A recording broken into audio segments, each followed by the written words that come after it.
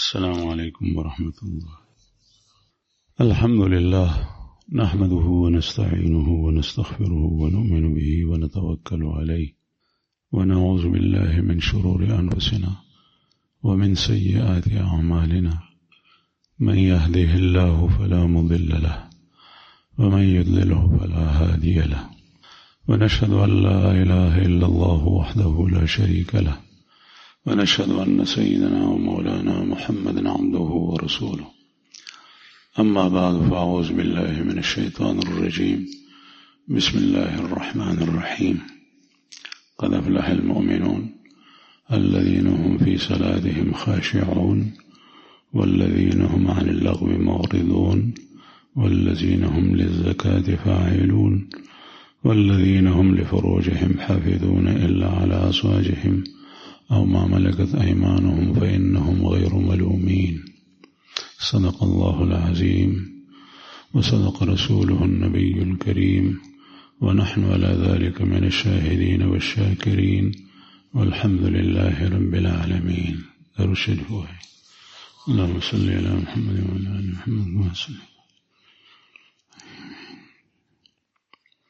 عزتمن مسلمانان ورونو، د هر یو څیز معرفت چې دا څه شی دی او د دې مقصد څه دی، دا د هغې په صفاتو سره کېږي. د هر یو څیز پېژنګلو معرفت دا په صفاتو سره کېږي چې په هغه څیز کې خپل صفات موجود وي، بیا پته لګي چې دا شی دی. صرف په نوم سره د اشیاء معرفت نه حاصلېږي، په هغې باندې اطلاق د هغه څیز نه کېږي. دا لوډ سپیکر زما مخې ته پروت دی، دې ته په عربۍ کې مکبر الصوت وایي، آواز اٹھانے والا آلہ، آواز اوچتولو والا. زما خبرې ډېرې ټیټې دي، آواز مې ډېر پست دی. دا لوډ سپیکر دا آواز اوچتوي. لوډ سپیکر هغه آله ده چې کله سړی هغه خولې ته مخامخ کېږي، خبرې پکې کوي، نو آواز اوچتوي. اوس چې کله دا آواز پورته کوي خو لوډ سپیکر دی، او که دا کار نه کوي نو بیا لوډ سپیکر نه دی. پکې هغې ته وایي چې هغې ته د بجلۍ کرنټ لاړ شي، بیا هغه یخ هوا ورکوي، او که چېرې د هغې پرې نه چورلي، هوا نه ورکوي، بیا پکې نه دی. اے سی ایر کنډیشن هغې ته وایي چې د هغې هوا د پکې په مقابله کې ډېره یخي، کمرې یخي. او که چېرې هغه کرنټ ورکوي، کمره نه یخي، نو بیا اے سی نه دی. بیا حقیقت د اے سی نه دی، نوم دی، او نوم سره شی د هغې اطلاق په هغې باندې نه کېږي. قرآن کریم د الله جل شانه کلام دی. په دې کې الله پاک د انسانیت د هدایت هر یو شی ایښی دی. البته هغه رایستل د هغه خلکو کار دی چې څوک په دې باندې پوهېږي. صحابه کرام، ائمه مجتهدین چې هغوی په لغت پوهېږي، په صرف پوهېږي، په نحو پوهېږي، په معانی پوهېږي، په بیان پوهېږي، په بدیع پوهېږي، د رسول الله صلی الله علیه وسلم د سنتو نه واقف وي، د تاریخ نه واقف وي. دا څومره علوم چې د عربۍ دي هغه ټول یې زده وي. بیا هغه د داسې اهل علم په صحبت کې پاتې شوي، بیا هغه کې الله جل شانه فطانت، ذهانت، قابلیت، حافظه داسې اچولي چې هغه د خپلې زمانې په خلکو کې یو داسې شخصیت وي عظیم چې دا ټول صفات پکې د نور په مقابله کې ډېر یا علی وجه الاتم موجود وي. هغه کس د قرآن پاک نه احکام مستنبط کوي. نو قرآن کریم کې هر یو شی شته، هر یو شی. یو ځل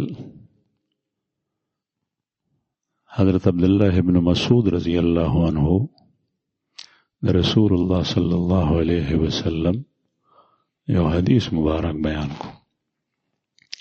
هغه حدیث دا: لعن الله الواصلات والمستوصلات والواشمات والمستوشمات والنامسات والمتنمسات، او کما قال علیه الصلاة والسلام. دا الله لعنت ته په هغه زنانو باندې چې هغه دا فن کوي، دکان اخلاص کړي په کور کې چې د یوې زنانه وخته د بلې زنانه په سر کې لګي، په دې ښځه لعنت دی.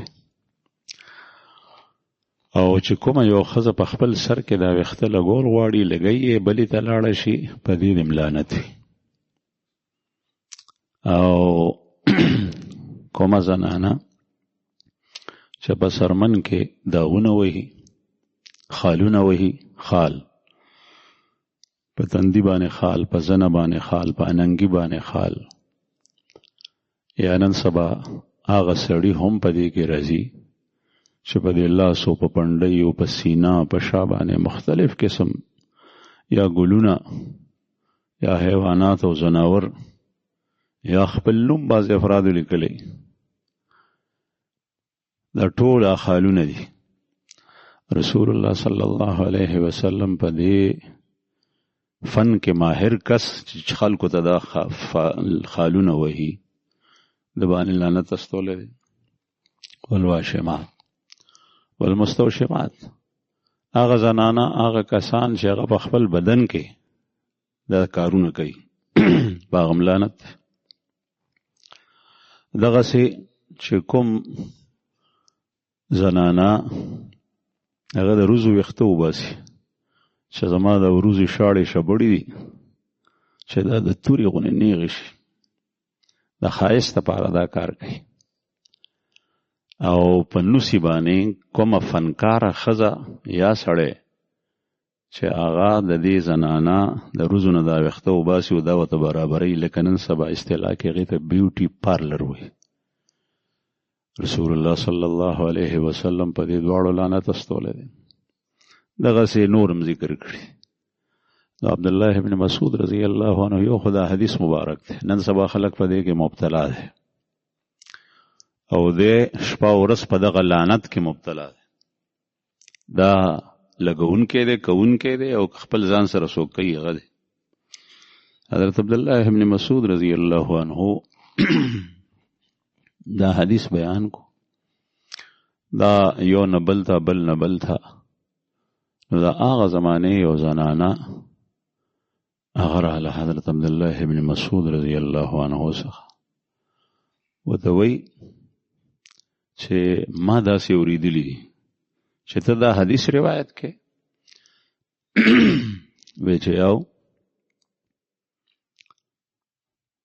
نو دا تا کوم ځای نه دا حدیث روایت کې؟ دا خو د الله په قانون کې او د الله په کتاب کې نشته. حضرت عبدالله ابن مسعود رضی الله عنه ورته وفرمایل چې د الله په کتاب کې شته. بیا هغې زنانه ووی هغه ډېره قرآن خوانه وه، قرآن پاک تلاوت ډېر کولو او زمونږ غونې نه غور او تدبر سره یې کولو. هغې ووی چې ما خو د دوو جلدو ترمنځ تلاوت زه کوم قرآن پاک په هغې کې خو دا ما نه دي لیدلي. حضرت عبدالله ابن مسعود رضی الله عنه ورته وفرمایل لو قرأتیه لوجدتیه، که چېرې تا قرآن پاک په رښتیاو معنو سره تلاوت کولی نو بیا به تا په دې کې دا حکم مونتی و. او بیا ورته وفرمایل آیا تا دا آیت په قرآن پاک کې نه دی ویلی؟ وما ينطق عن الهوى إن هو إلا وحي يوحى وما ينطق عن الهوى إلا هو وحي يوحى او وما آتاكم الرسول فخذوه وما نهاكم عنه فانتهوا पैगंबर जो चीज तुम्हें दे तो उसको लिया करो और जिससे मना करे तो उससे बाज आ जाओ. पैगंबर چې څه تاسو ته وایي هغه اخلئ او چې څه نه مو منې کوي هغې نه منع شي. او دا پیغمبر د خپل خواهش نه خبرې نه کوي بلکې دا د الله جل شانه وحی ده. دې چې تاسو ته څه وینا کوي دا د الله وحی ده. نو قرآن پاک کې خدا آیت شته چې دا پیغمبر تا ته څه وایي هغه کو او چې څه نه دې منې کوي د هغې نه منع شوې چې او دا خو شته. نو دا هم پیغمبر وایي چې لعنت دې وي په هغه ښځو باندې چې څوک دا کارونه کوي. ما عرض کولو چې قرآن کریم دا الله جل شانه د هدایت لپاره راستولی او د رسول الله صلی الله علیه وسلم حدیث مبارک چې هغه محفوظ دي. علماء کرام د هغې د حفاظت لپاره د رواتو د محدثینو د رجال الحدیث د هغې زندگی د هغې د ژوند حالات هغه محفوظ کړي دي د پاره د دې چې د رسول الله صلی الله علیه وسلم د احادیثو حفاظت وي. چې څوک بل یو کس داسې کس چې هغه دروغ وایي رسول الله صلی الله علیه وسلم ته د یو خبرې نسبت خطا او غلط کړی او د الله رسول نی فرمایلی چې پته ولګي. بعضې داسې خلک شته چې هغه احادیثو نسبت رسول الله صلی الله علیه وسلم ته کوي. روافض ډېر کتابونه یې لیکلي لیکن هغه احادیثو نسبت رسول الله صلی الله علیه وسلم ته خطا دی. هغې ته موضوع منګړت روایات وایي. ما عرض کولو چې قرآن کریم کې هر یو شی شته او د الله د رسول قول وینا سیرت احادیث دا غي حجیت پکې شته چې دا هم دلیل دی. لقد کان لکم فی رسول الله اسوة حسنہ تمہارے لیے اللہ کے پیغمبر میں بہترین نمونہ ہے دا عمل. او وما آتاکم الرسول فخذوه وما نهاکم عنه فانتهوا دا قول و عمل دواړه. وما ينطق عن الهوى ان هو الا وحی یوحى دا صرف قول. دا ټول قرآن پاک دته وایي چې دا د رسول الله صلی الله علیه وسلم وینا دا غي کړوړه دا غي ناسته ولاړه دا دلایل دي او قرآن دا وایي چې دا غي اتباع کو. نو قرآن کریم کې هر یو شی شته. قرآن کریم کې د یو مسلمان مومن صفات هم شته. مومن څه ته وایي؟ الحمدلله مونږ مسلمانان یو. الله جل شانه دې صحیح مانو کې مونږ مسلمانان کی. لیکن مومن هم هغه ته ویل کېږي چې په هغه کې د مومن صفات موجود وي. که یو سړی ځان ته مومن وی او په هغه کې صفات د مومن نی نو ما تاسو ته مخکې ذکر کو چې د لوډ سپیکر ته لوډ سپیکر خلک وی او आवाज نو چته نو لوډ سپیکر نه دی. دغسې هغه مومن نه دی. دا بیا د لوډ سپیکر په بیه نه خرڅېږي. دا بیا په کباړ کې د اوسپنې په وزن باندې چې د اوسپنې شی وي نو د اوسپنې په وزن په تول باندې نه خرڅېږي د کیلو په حساب سره. او که دا د پلاستیک وي نو دا بیا اسم نه دی. بیا خو د دې قیمت نشته.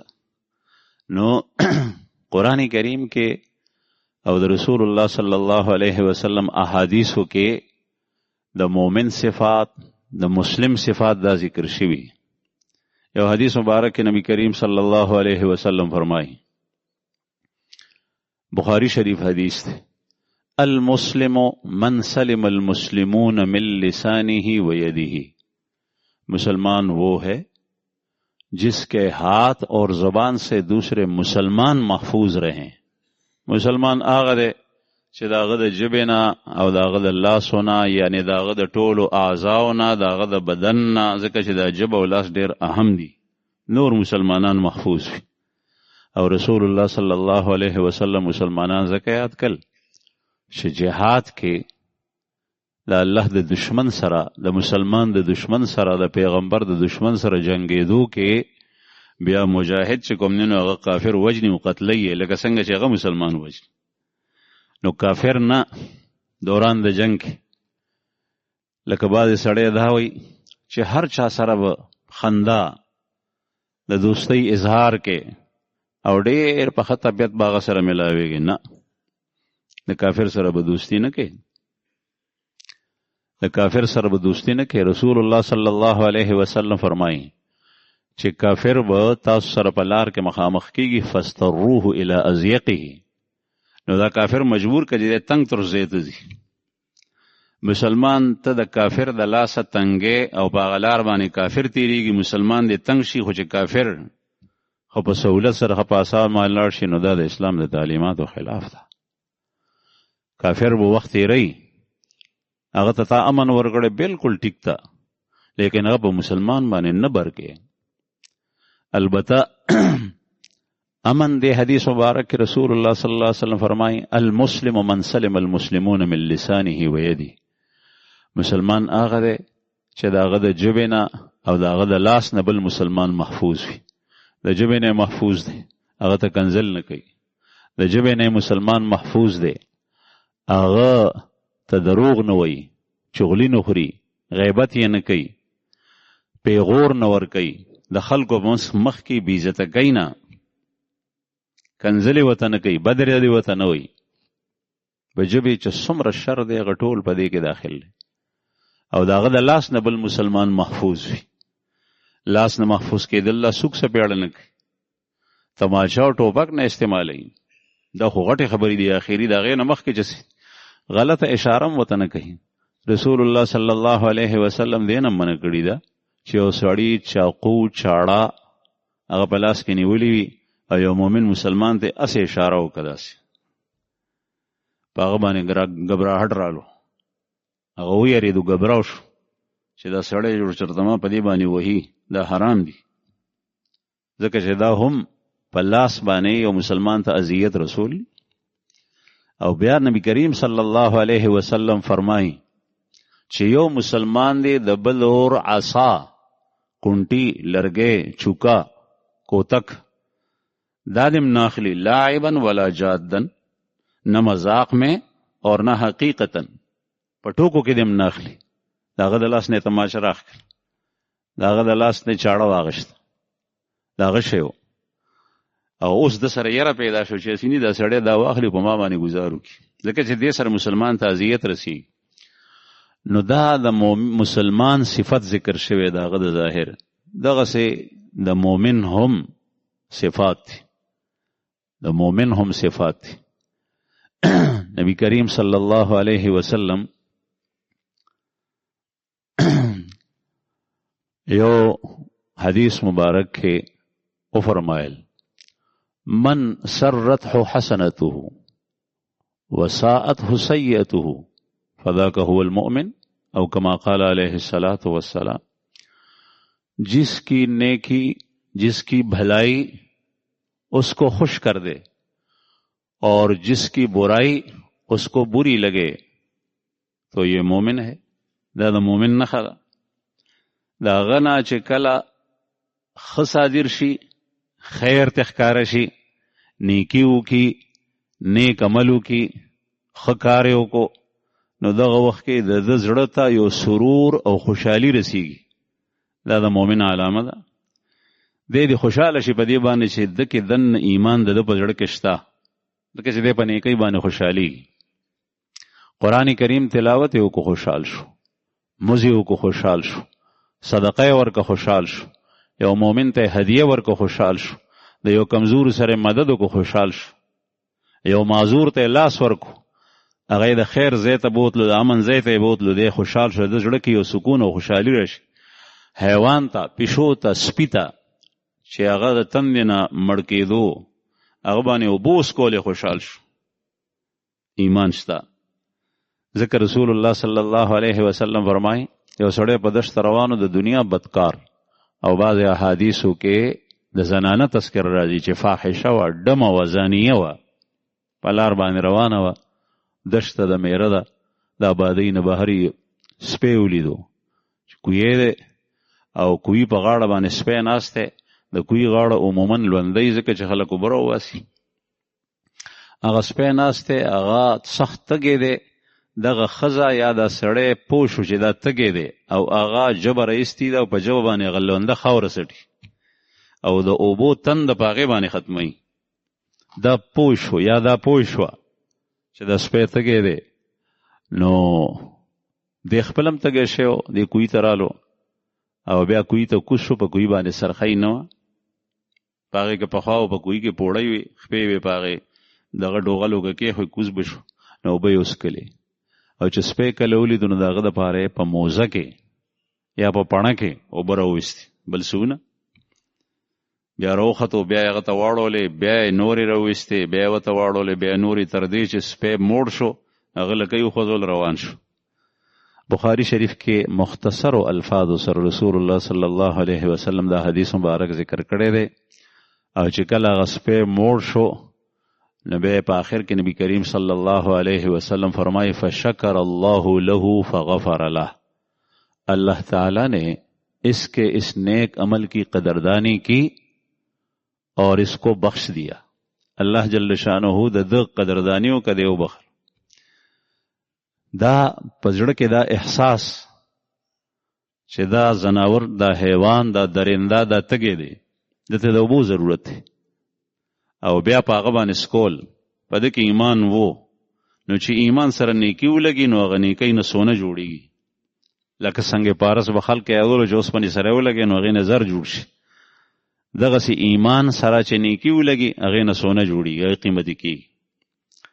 نو عرض مې دا کولو زما عزتمندو چې د مومن صفات رسول الله صلی الله علیه وسلم دې حدیث مبارک کې دا ذکر کړی دی، من سرته حسنته وساءته سیئته، جس کو اس کی نیکی نے، اس کے عمل صالح نے خوش کر دیا، زړه یې یخ شو چې دا نیکي مه وکړه، او بدی هغه سره زړه تنګ شو چې دا ما څه وکړل، دا خو ما غلط حرکت وکړو.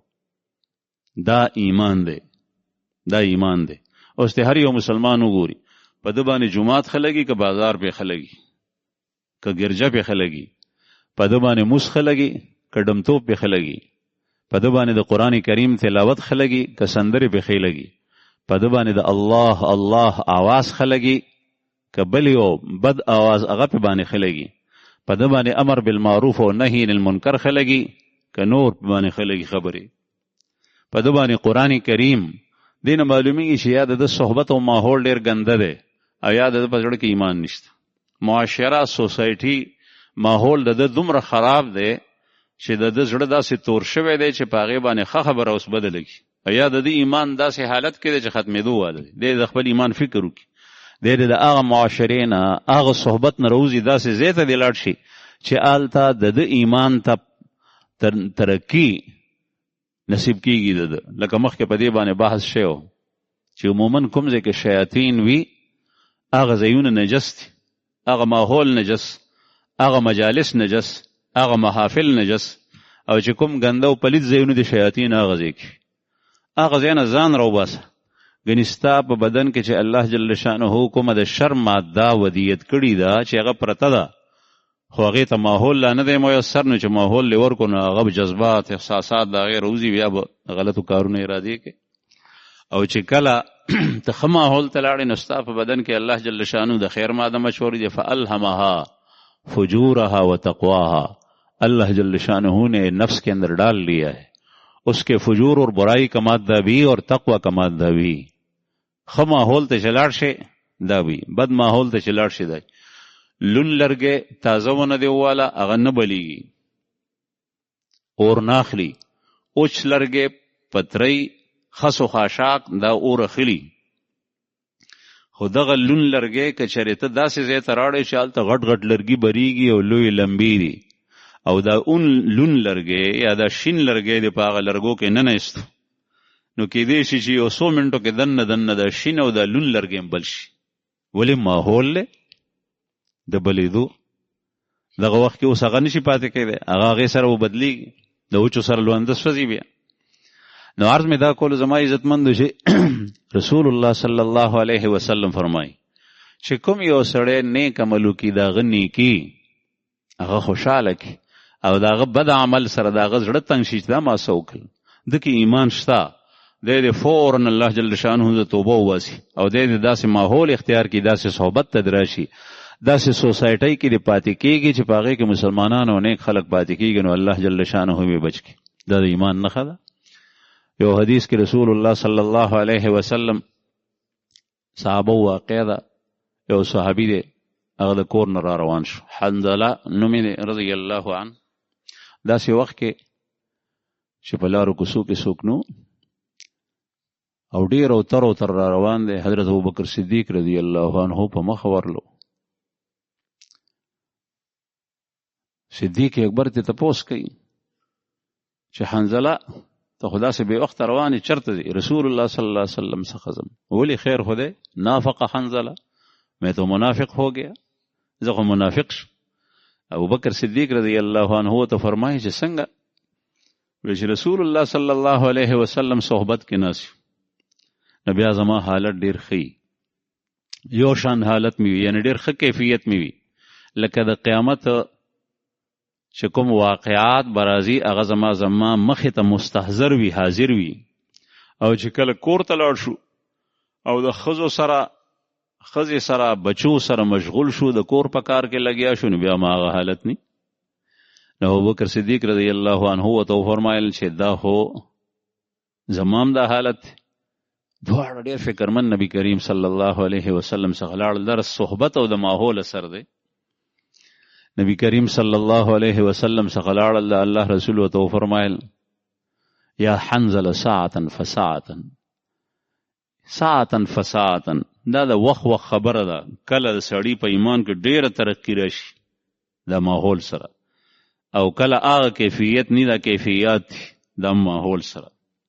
یو صحابي رالو، هغه وی چې یا رسول الله زه خو کافر شم، مشرک شم. وی څنګه؟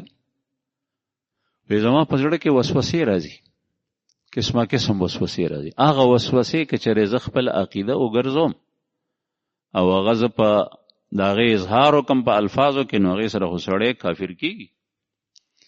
نبی کریم صلی الله علیه وسلم ته تپوس وکړو، نو وی وته پیغمبر علیه الصلاة والسلام ورته وفرمایل چې ته ماته دا ووایه چې کله دا سوچونه دا وسوسې ستا زړه ته راځي، نو ته دا برداشت کې ستا د زړه کیفیت سی. هغه صحابي عرض وکړو چې یا رسول الله برداشت کول خو لرې خبره ده، زه خو هغه وخت کې دا غواړم چې زه د غره څوکې نه راوغورځېدې او زما د بدن ټوکړي ټوکړي شوې، خو زما په زړه کې دا خیال نه راتلی. یا زه په سین کې په غرق اوبو کې جوور اوبو کې غرق شوې ډوب شوې، خو زما په زړه کې دا خیال نه راتلی. دا زه نشم برداشت کولی، د دې وجې خو راغلم. رسول الله صلی الله علیه وسلم ورته فرمایل ذاک صریح الایمان، دا ایمان دی. دا څومره د سکون او د تسلی خبره ده د رسول الله صلی الله علیه وسلم د ارشاد مبارک، چې کله ګنده وسوسه ستا زړه ته شیطان اچي، د هغې فاعل د هغې اچونکی هغه شیطان دی، هغه شیطان اچي. شیطان واچوله او تا باندې هغه بد لګي چې دا ولې زما زړه ته دا وسوسه راغله چې داسې نه راتلی. د الله جل شانه په باره کې، د پیغمبر په باره کې، د کتاب الله په باره کې، د دین اسلام په باره کې، د موس په باره کې خو تی دی که بارې وباسې، دی نه پرېږدن.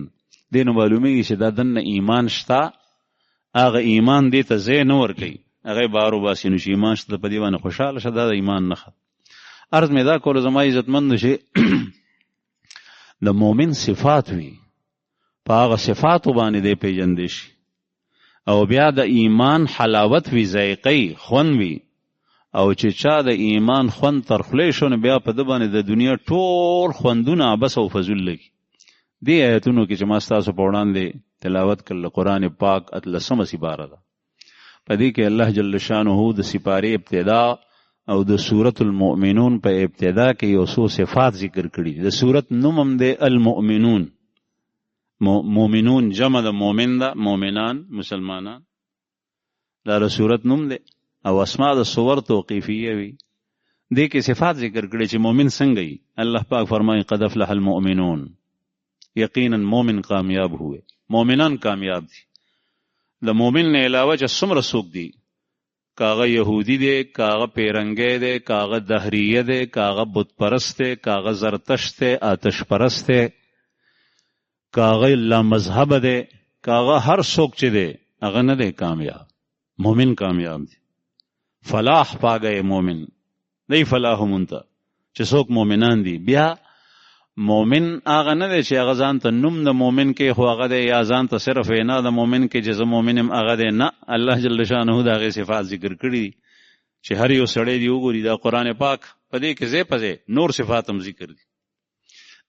فرمائی الذین هم فی صلاتهم خاشعون، یہ وہ لوگ ہیں جو اپنے نماز میں خشوع کرنے والے ہیں، عاجزی کرنے والے. دا آغا خلق تے چې په مونځ کې خشوع اختیاري. اوس د هر یو سړی سوچو چې زما په مونځ کې خشوع شته او که نه. خشوع اطلاق په لغت کې یو خضوع لفظ دی یو خشوع، او کله کله د یو اطلاق په دواړو باندې کېږي. خشوع په مونځ کې په دوه قسمه ده، یو د ظاهري اعضاو ده او یو د زړه ده او د قلب ده. د زړه خشوع عاجزي دا ده چې سړی په مونځ باندې ودرېږي نو دی وایي چې زه الله جل جلاله ته ولاړ یم او الله پاک زما دا حالت او کیفیت ویني چې زه هغه ته په مونځ ولاړ یم، او دی ډېر عاجزۍ سره ولاړ وي. دی وایي چې زه چې دا کوم قرات لولم په مونځ کې ثنا ویم، تعوذ ویم، تسویه ویم، تسبیحات ویم او تکبیرات ویم، دا تشهد ویم، درود شریف ویم، دعا ویم، دا الله جل شانه اوري. زه الله جل شانه ته مخامخ ولاړم اگر که الله نه وینم، او ډیر په عاجزۍ سره د په هغه جملو باندې خیال کوي او الله پاک ته اوري. سبحانک اللهم وبحمدک، اے الله پاکی تا لره ده، وبحمدک سره د حمد ستا په یو وخت کې زه ستا پاکي او حمد دواړه بیانوم، تعریفونه هم ستا لره دي. وتبارک اسمک ستا نوم مبارک دی، وتعالی جدک ستا شان ډیر اوچت دی، ولا اله غیرک او ستا نه علاوه بل څوک معبود نشته. الله سره خبرې کول. خشوع د ظاهر د زړه دا ده چې سړی دا وایي چې زه الله ته ولاړ یم او الله پاک زما دا حالت ویني. او خشوع د ظاهري بدن دا ده چې د سترګو نظر ستا په هغه ځای وي چې رسول الله صلی الله علیه وسلم نه مونږ ته کوم حالت پاتې شوی دی چې د سجدې د قیام په حالت کې به ستا نظر چرته د رکوع په حالت کې به چرته د قاعدې په حالت کې به چرته هلته ستا د سترګو حالت داسې. او لاس به ستا څنګه قیام په حالت کې به لاس په نامئ، ګس لاس به لاندې وي، ښی لاس به د پاسئ. ستا د خپو کیفیت به څنګه، ستا د سر کیفیت به څنګه. نه به ته داسې کې چې سر په شایو سې او اسمان ته اوچت ته ګورې، دا مکروه تحریمي دي چې په مونځ کې سړی بره ګوري، حرامو ته نږدې. او نه به داسې کې چې ډېر سر ټیټ کې چې سر دې ځوړند دي، ځکه چې دلته کې د مخ استقبال کعبه نشته، کعبې ته دې مخ نه دی، دا ځمکې ته شو. نو دا خشوع ده. د لاسونو حالت، د خپو حالت، د مخ حالت، د سر حالت څنګه. رسول الله صلی الله علیه وسلم په احادیثو کې د مختلفو حالاتو نه چې هغه د مونځ د خشوع خلاف ته د هغې نه منع فرمایلي ده.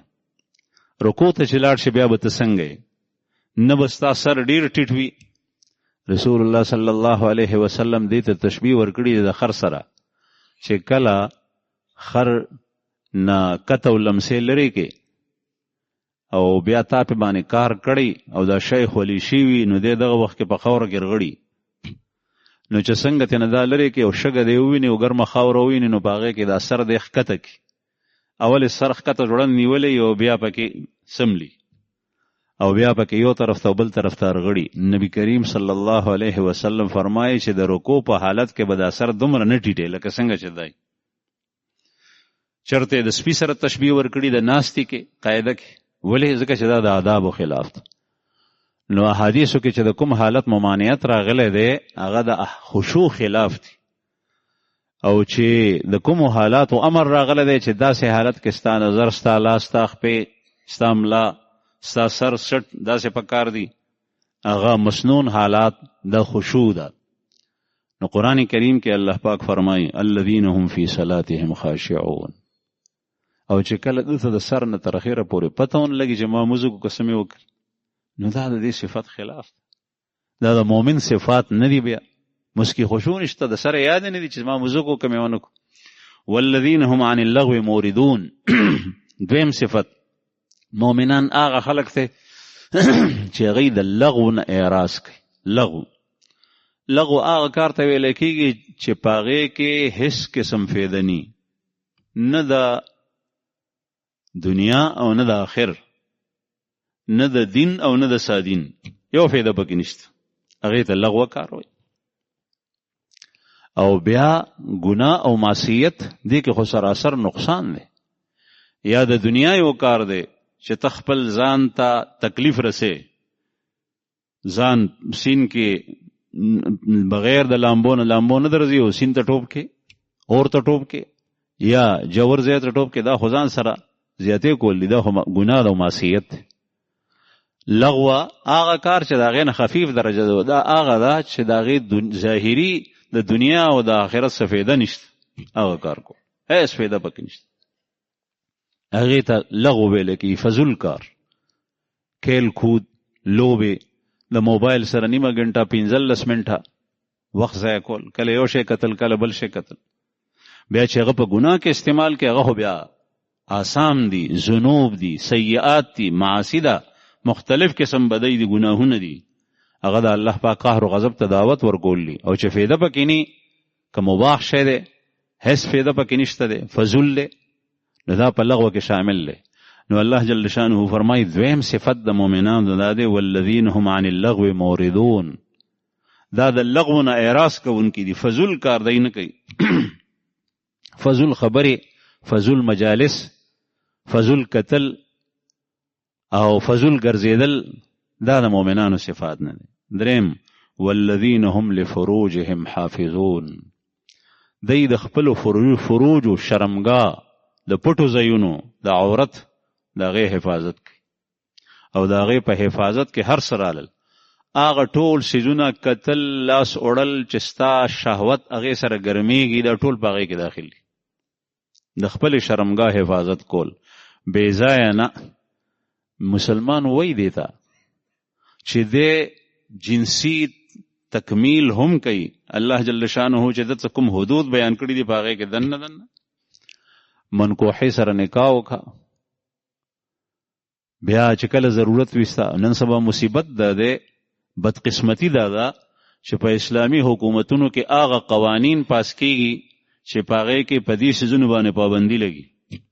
مثلا د جینۍ د واده او د نکاح عمر څومره پکار دی، دومره پکار دی، حالانکه د هغې نه مخکې هغه واده غواړي، خو په هغې کې حیا ډېره زیاته ده، خو چاته ویلی نشي، مور پلار ته نشي. هلک دی هغه ته د واده ضرورت دی، هغه نه غواړي، نه دا تپوس بکې، دا د شرایط دي، هغه ته بله نکاح کول دا ګران شي.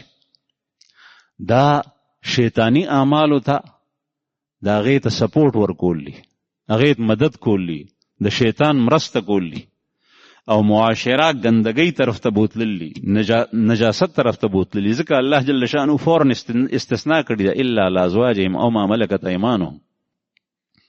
نوي قوانین پاس کیږي د اغیارو نه، د کافرو نه. په کومو ملکونو کې زنا عام ده او قانونا هغې ته رواج دی، هغه قوانین راغشتی کېږي او د مسلمانانو په ملکونو کې هغه غوړېږي، او بیا سرکاري سطح باندې د هغې مرسته کېږي.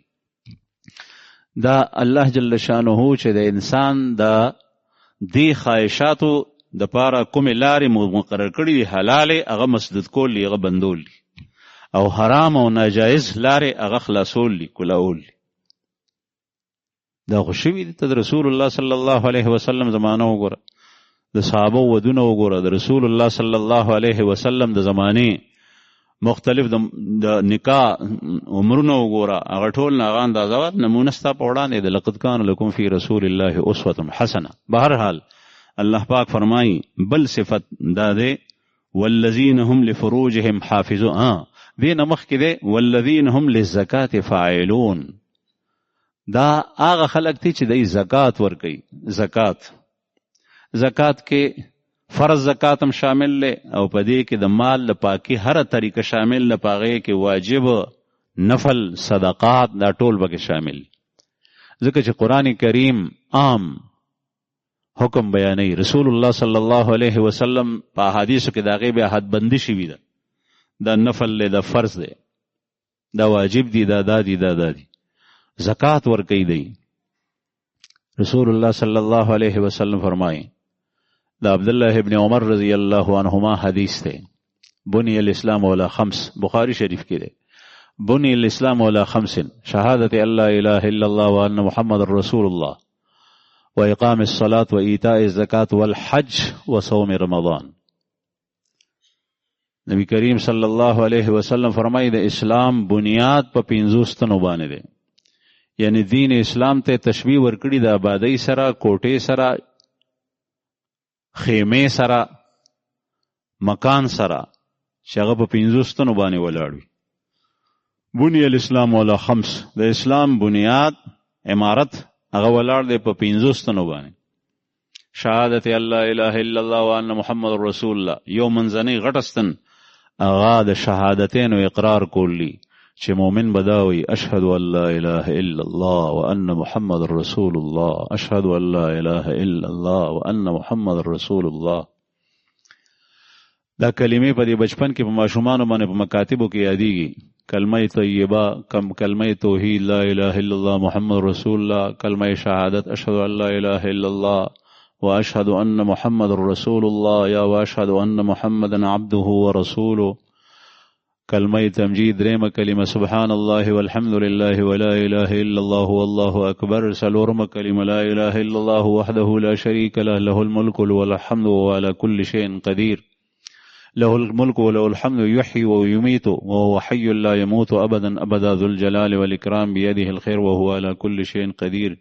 بينزم كلمه استغفار استغفر الله ربي من كل ذنب اذنبته عمدا وخطا سرا وعلانية واتوب اليه من الذنب الذي أعلم ومن الذنب الذي لا أعلم إنك أنت علام الغيوب وستار الغيوب وغفار الذنوب ولا حول ولا قوة إلا بالله. شفقم كلمة رد كفر اللهم إني أعوذ بك من أن أشرك بك شيئا وأنا أعلم به وأستغفرك لما لا أعلم به تبت عنه وتبرأت من الكفر والشرك والكذب والغيبة والبدعة والنميمة والفواحش والبهتان والمعاصي كلها وأسلمت وأقول لا إله إلا الله محمد رسول الله.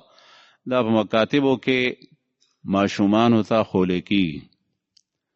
د دې کلمو معنا مفهوم هغه عقیده ګرځول دا ضروري دي، او که دا چاته یادي نی نو هغه په مسلمانۍ نه اوځي نه.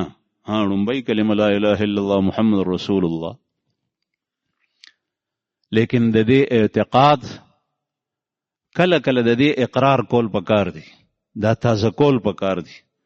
ځکه چې زمونږ نه په ورځ کې ډېرې ګډې وډې کېږي. کله کله داسې خبره د سړي د خولې نه راوځي چې هېڅ پته نه لګي چې د هغې حشر څه دی. رسول الله صلی الله علیه وسلم حدیث مبارک کې فرمایي چې کله یو سړی یو خبره وکي او هغه خبره ښه خبره وي، دته د هغې قدر، د هغې عظمت، د هغې قیمت نی معلوم، دته پته لګي نه چې د دې څومره اهمیت دی. او الله جل شانه ته د هغې خبرې قدر و قیمت معلوم وي. دی چې کله هغه خبره په خوله باندې راولي هغه وکي، الله جل شانه د هغې یوې خبرې په وجه باندې د ده مرتبه ډېره اوچته کړي.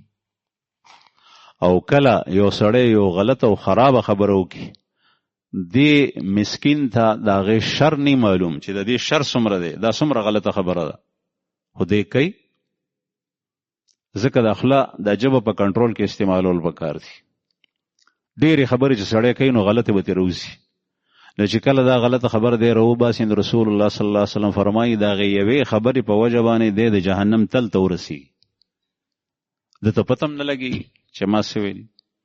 همیشه ښه خبره او رښتیا خبره کول پکار دي. رسول الله صلی الله علیه وسلم فرمایي او کوم سړی چې په ارادې سره، ارادي طور سره قصدن رښتیا او سمه خبره کوي، نو الله جل شانه بیا دته د نورو ښو کارونو توفیق ورکړي د هغې یو خبرې په وجه باندې. او بیا دی الله جل شانه سره صدیق ولیکلی شي. او کله چې یو سړی غلطه خبره او دروغ وایي او په تحري سره وایي، قصدن یې وایي، ښه پوهېږي چې دا دروغ دي، بیا الله جل شانه څخه دی کذاب ولیکلی شي. او دی د دې یوې بدعملۍ په وجه باندې ټول ګناهونه د طرف ته را روان شي، په هغې کې دی مبتلا شي. نو عرض مې دا کولو چې دا کلمې د دې مضمون حضرات علما او مفتیان صاحبان وایي چې دا ویل یادول فرض نه چې دا ټولې د چا یادي، بهتره ده چې دا یادي کی، لیکن د دې مضمون د دې معنا دې پسې چې شاته کوم عقیده ده هغه عقیده د مسلمان خامخای او کله کله دا تازه کول پکار دي، سړی ته پته لګیږي چې دې کې څه دي. نو دلته رسول الله صلی الله علیه وسلم حدیث مبارک کې فرمایي شهادت الله اله الا الله وان محمد رسول الله. ډومبه بنیادی ستن غټه هغه د شهادتینو اقرار دی چې سړی وی لا اله الا الله محمد رسول الله، دا منځنی ستن دا غدن نشتا کې کوم ایمانو دا غي اظهار تا په جبه سره کو اوست په اسلامی معاشره کې د مسلمانانو په ماحول کې د مسلمانانو د عبادت په ځایونو کې د پریخو قابل یې تمخ کې مرزایی وي، تمخ کې يهودي وي، تمخ کې پیرنګي وي، پته خلکو ته نه لګي چې دا څه دی. اوس به ته په ځان په مسلمانانو کې څنګه شمیرې ته به اشهد ان لا اله الا الله وان محمد رسول الله از مسلمان اسلام منو. رسول الله صلی الله علیه وسلم په دغه څیزونو اکتفا کړی او بیا هغه ته اسلامي معاشره کې ځای ورکړی دی. نو به هر حال یو دا اقرار بنی الاسلام علی خمس شهادت الله اله الا الله وان محمد رسول الله و اقام الصلاه دویم استن هغه مسقایمول دی. اقام الصلاه مسقایمول قرآن کریم کې چې د مز د کولو د پاره کوم ټکی استعمال شوی دی اقام الصلاه، اقیم الصلاه، یقیمون الصلاه، اقم الصلاه لذکری، نماز قائم کرو، نماز قائم کرتے ہیں. الذین یقیمون الصلاۃ، یہ وہ لوگ ہیں جو نماز قائم کردہ خلق تھے جو مس قائمئی دا قائم دا قائم ویلے کی گو ادرول تھا مس ادرول نہیں ادرول مستقیم او ادرول نہ مراد دا دے دا عربی جو ټکی دے دا دی د پار استعمالی گی چې د مس فرائض، د مس واجبات، د مس آداب، د مس مندوبات دا هر څه خیال اوساتل شي حتی الوسع چې څومره ستا وسته د ټولو خبرو خیال ساتي. نن سبا ما واوریدل چې بعضې خلک اوس صرف فرض کوي او سنت پرې دی روان شي. داسې یو خرابه هوا راوالوته. الله جل شانه دې زمونږ د اعمالو د عباداتو د عقیدې حفاظت وکړي. زما عزتمندو داسې خلکو نه داسې ځای نه ځان ساتئ، داسې ماحول او داسې تعلیمګان خپل بچی را پاسو چې ستا د بچی ایمان او داغه دین خرابوي. هغه پروفیسر څخه مه پرېږده، هغه لیکچرر سره مه پرېږده چې کوم ستا د بچی عقیده او نظریه خرابوي. دا اوس کافر غواړي ستا په تعلیمي ادارو کې داسې کسان رانه باسي، ځکه چې ته خو هلته کې نشې تللی، نو چې دلته یې راشي ګډ وډ کړي. داسې زلمي دلته کې راځي چې هغوی دغه تپوسونه کوي چې موږ سره دا کوي. حالانکه قرآن کریم کې خو الله جل شانه فرمایي یقیمون الصلاة، اقام الصلاة مسقایمئی جمع سره مسکول لا اقامت الصلاة کې شامل شه دی، ځان ته مسکول اقامت الصلاة نه دی. رسول الله صلی الله علیه وسلم حدیث مبارک کې فرمایل چې کوم خلک په کور کې مسکي، هغه زمانہ کې عام په کور کې د مسکولو یا بهر د مسکولو فضا نه وه چې ته یو نیم کس منافق به بهر پاتې کېدو، مسلمان به کلم نه پاتې کېدو الا هغه چې سخت بیمار وو یا به رسول الله صلی الله علیه وسلم په یو مهم باندې استولیو یا به غزوه کې او جنگ کې تلو، هغه بنو د الله رسول به باقاعده تپوس کول فلان کې نخکاری. یو صحابي دی هغه په مسکی وزل نو رسول الله صلی الله علیه وسلم او فرمایل فلان کې نشته. بیا صحابو ټولو ته پته نه وه چې ولې نشته، نه دی راغلی. وی چې یا رسول الله شته دی نه. وی څوک به د هغه باره کې خبر راړي، یو کس پاسې دی یا رسول الله زه د هغه خبر راړم. او ورپسې لاړو ووتو کور ته لاړو. چې کور ته لاړو نو هغه صحابي په کور کې ناست دی او د سرې د زنګونونو په منځ کې نیولی دی، زړن کړی دی او جاړي، سترګو نه اوښکې بهیږي، جړه جړه جړه کور کې ناست دی جاړي. د دې تپوس وکړو فلان کې څه چل دی؟ یو زما خو ټول اعمال لاړل، ختم شو، په غیب جاړم. څنګه ختم شو؟ وی چې زه رسول الله صلی الله علیه وسلم سره په خوا کې ناستم نو زما आवाज د رسول الله صلی الله علیه وسلم په आवाज باندې پورته شو. او حالانکه قرآن کریم کې الله پاک فرمایي ولا ترفعوا اصواتکم فوق صوت النبي ولا تجهروا له بالقول كجهر بعضكم لبعض ان تحبط اعمالكم وانتم لا تشعرون. د پیغمبر په आवाज باندې خپل आवाज مو چتوي کتا سودا سی وکل ان تحبط اعمالكم وانتم لا تشعرون، تاسو اعمال به ټول ضایع شي، ختم بشي او تاسو به پوهیږئ. نو زه د رسول الله صلی الله علیه وسلم په مجلس کې ناستم، زما आवाज د هغوی په आवाज پورته شو.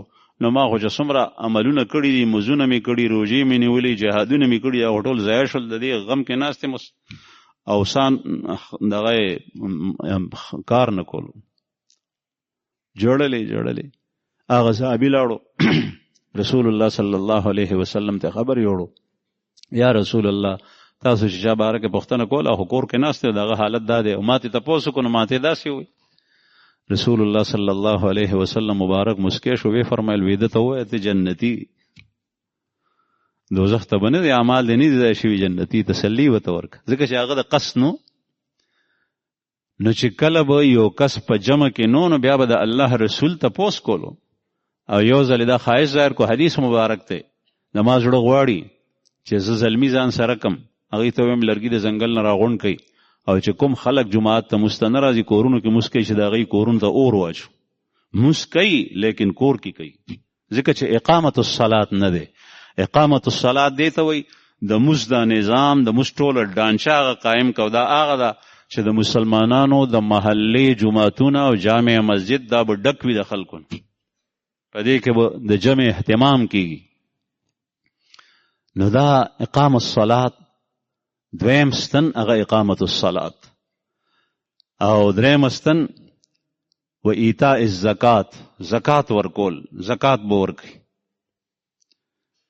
زکات د فرض دی، د ستن د اسلام، چې یو مسلمان سره نصاب ته برابر مال راشي او په هغې باندې کال تیر شي، دا مال د روپۍ پیسو په شکل کې وي، دا مال د سرو زرو په شکل کې وي، دا مال د سپینو زرو په شکل کې وي، دا مال د تجارت سامان وي، کپڑا دا، لوخي کودي دي، بل یو شی دی، بل یو شی تجارت کوي، دا مال ساروي دي تجارت کوي، د هر یو څیز چې وي هغه پیسې د سره راوړي، کله سودا راوړي، کله خام مال وي، کله چې کوم دی نو هغه تیار شوی وي. دا ټول چې څومره دی مال تجارت دی، دا په دې باندې د باندې زکات فرض دی. ساروو کې زکات چې یو حد ته ورسیږي، په غواو کې زکات دی، په میخو کې زکات دی، په ګډو بیزو کې زکات دی، په اوښانو کې زکات دی چې هغه یو نصاب ته ورسیږي په هغې کې زکات دی. دا زکات فرض دی. د دې په باره کې تپوس کول ضروري دي. اهل علم قدم په قدم ستا رهنمایي کوونکي شته. عموما زمونږ وروڼه مسلمانان د رمضان په ابتدا کې یا د رمضان نه مخکې دا زکات ادا کوي، حالانکه د زکات د ورکولو، د زکات د ادا کولو تعلق د یو خاص میاشتې سره نه دی، بلکې د هغې تعلق د کال پوره کېدو سره دی. یو سړي سره په جنورۍ کې په یکم باندې مال رالو، نصاب ته ورسېدو، هسې ورسره وخو لږې وي، دا نصاب ته ورسېدو، 52 تولې چاندي د هغې قیمت ته ورسېدو د مال. اوس دا نصاب برابر شو، په دې چې کال تیر شو نو همدغه ورځ چې بیا راشي بیا به زکات ورکړي، او دا د سپوږمۍ په حساب سره، د نور په حساب سره نه. دغسې که دا جنوري دغه محرم و صفر و ربیع الاول و ربیع الثانی و جمادی الاولی و جمادی الثانیه و هر میاشت چې وه، که په رمضان کې مال راغلو نو رمضان کې به پوره کېږي کال، که شوال د وړوکې اختر په میاشت کې مال نصاب ته برابر شوی نو بیا به په هغې کې پوره کېږي.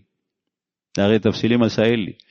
لیکن عموما خلکو ته د خپل مال کال نه یاد، نو بیا هغه رمضان کې ورکوي، یا ورته معلوم وي لیکن د شوال میاشت ته دی وایي چې د رمضان کې ورکم په ابتدا کې، چې الله پاک پې رانه ډېر راضي شي، وګوره که اجر راته ډېر راکړي، ځکه چې په رمضان کې یو فرض په یو سره بدلیږي. لیکن دې دپاره رستو کومه مخکې کولی شي.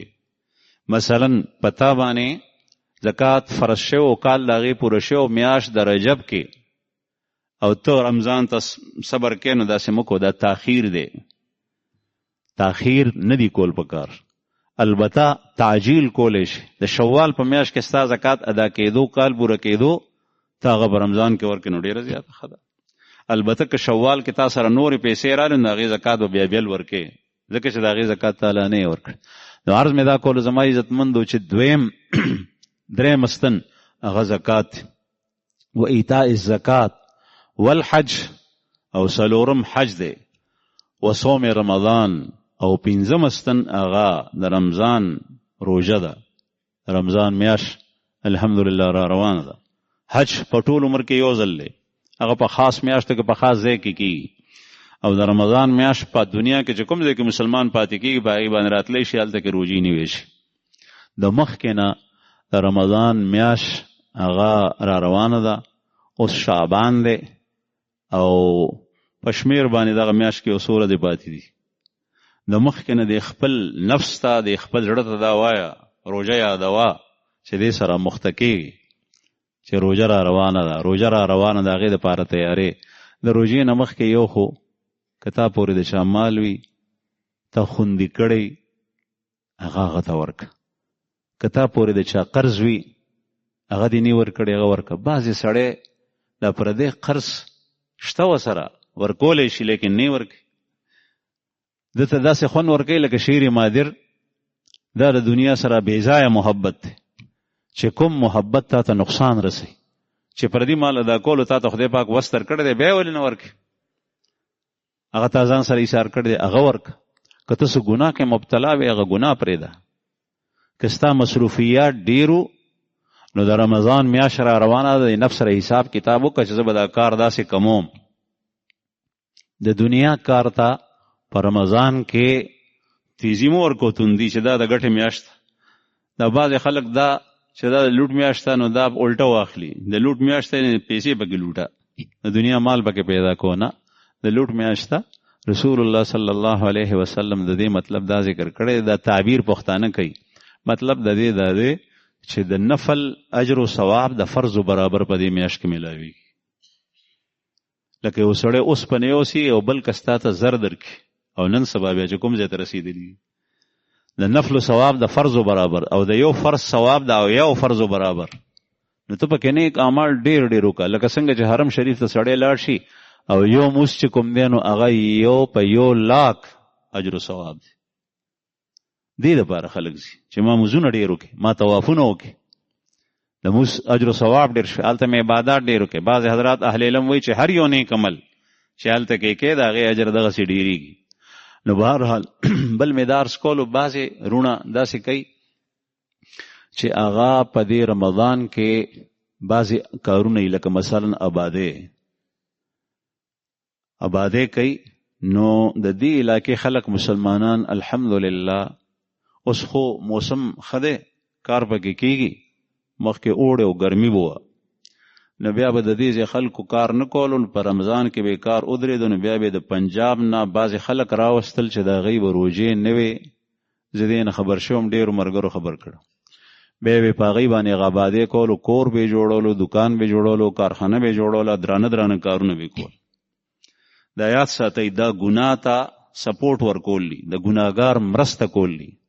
قرآن کریم کے اللہ پاک فرمائی وتعاونوا علی البر والتقوى ولا تعاونوا علی الاسم والعدوان. نیکی کے کاموں میں، تقوی کے کاموں میں ایک دوسرے کے ساتھ تعاون کیا کرو، گناہ کے کاموں میں مت کرو. گناہ پکار کے چا سره تعاون مکو، مرسته مکو. یو ځل دلته کې دا ستنې چې کومې جوړې شوي دي په جومات کې، دې نه دا سټیلو دا صادر چې تاو دی، دا د لاهور نه مونږ راغوستی. دلته نو اوس راته پته نشته چې شته که نشته. نو لاهور کې د دې خپله یو کمپني وه، هغوی وی مونږ به ته دا لګو. نو کسان هم د هغه ځای نه راغلي، نو دا به په اور باندې دې ته اور بل کړی، په هغه طریقه باندې چل به ورسره کول لګولو. هغه چې کوم مزدوران راغلي، اول یو کس راغلی و، هغه دا کار کولو. نو یو ځل ما وکتو، سخته ګرمي وه په هغه وخت کې، په اوړي کې وې روژې، ډېره لویه ورځ به وه، سخته ګرمه ورځ به. دې ځای کې ښکته ولاړ دی سور نور ته، نه پټکی په سر دی نه ټوپۍ په سر ده. نه پټکی دی نه ټوپۍ دی، نور ته ولاړ دی او د اوسپنې او د دې اور دا کار کوي.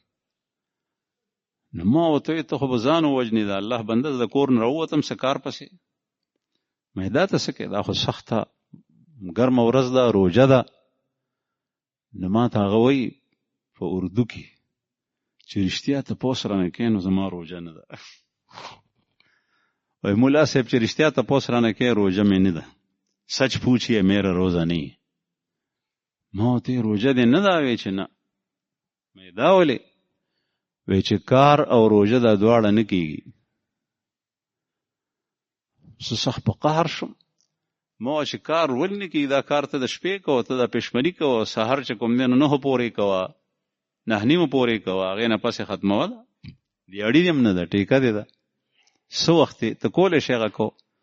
ما په خپله په روژه کې کار کړی دی.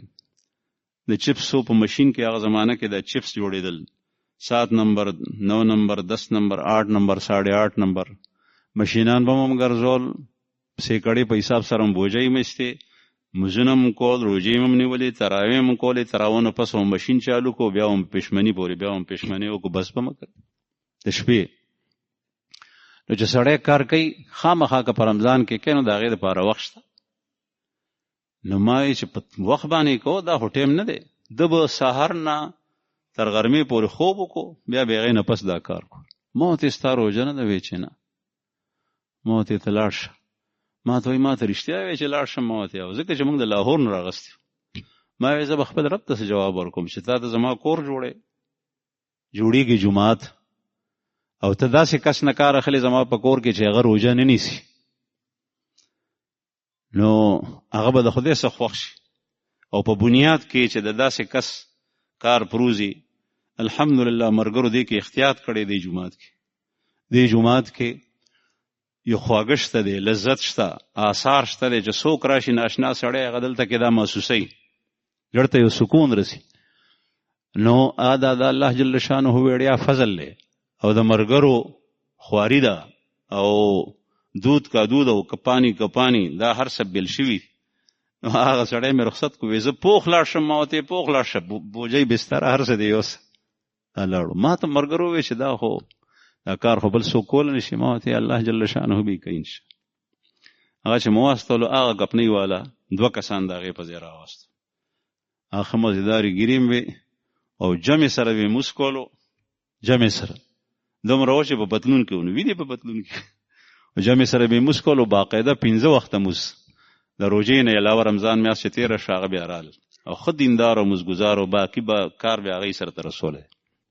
عرض مې دا کولو چې په رمضان کې یاد ساتئ داسې کس چې هغه مسلمان و روژه نه نیسي، ته په هغه باندې کار کې دې ته اثره کې چې دې کار ډېر وکړي، ځکه چې د ده خو روژه نشته دی.